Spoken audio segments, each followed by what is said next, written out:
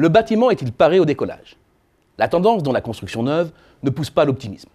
D'abord, dans le non-résidentiel, les mises en chantier de bâtiments publics, de bureaux et autres locaux professionnels continuent de dégringoler, si bien qu'à la fin du premier trimestre, les surfaces construites sont quasiment tombées au niveau plancher de 18 millions de mètres carrés en cumul sur 12 mois, en recul de 14% sur un an. Et c'est le compartiment public qui est le plus enfoncé, moins 23% contre moins 10% pour les locaux privés. Bref, le premier trimestre a été calamiteux. Et un redémarrage du non-résidentiel neuf semble hypothétique, vu la demande de permis de construire. Une demande en recul, tombée en dessous de 25 millions de mètres carrés fin mars. C'est son niveau le plus faible depuis 2000, date à laquelle commence la nouvelle série du Commissariat au développement durable. Autant dire que l'année est plombée. Mais pourrait-il en être autrement? L'investissement des entreprises qui tardent à redémarrer ne concernera l'extension des capacités de production qu'en bout de course, donc pas avant la fin 2015. Quant à l'investissement public, il bute sur une contrainte financière forte. Sur ce segment du non-résidentiel neuf, qui représente 17% de la production totale de bâtiments, une baisse de 7%, répartie entre moins 16% pour le public et moins 4% pour le privé, semble un moindre mal. Côté logement neuf, l'année est a priori mal partie aussi.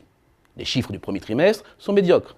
84 900 mises en chantier, c'est peu, et c'est une baisse de 1,4% par rapport à fin 2014 et de presque 9% par rapport au premier trimestre 2014.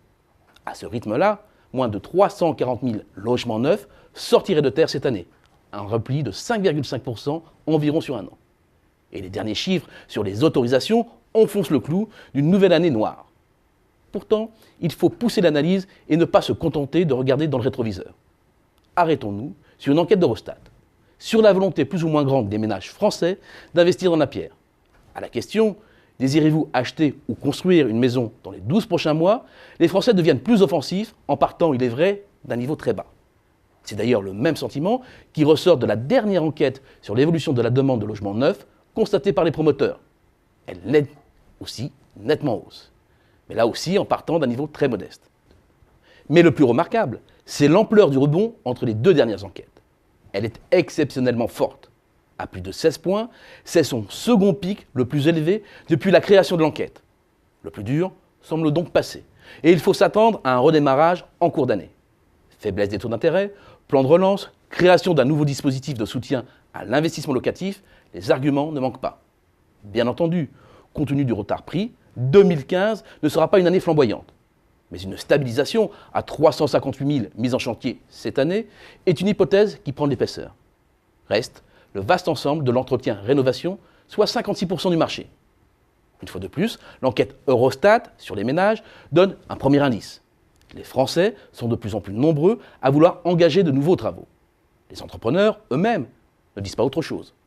Les soldes d'opinion référents à l'activité passée et prévue dans l'entretien-rénovation ont grimpé en avril.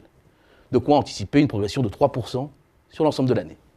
Compte tenu du poids des différents compartiments de marché, notre prévision ressort à 1% environ pour cette année. Ce n'est pas glorieux, mais suffisant pour faire redécoller le bâtiment et préparer son envol pour 2016.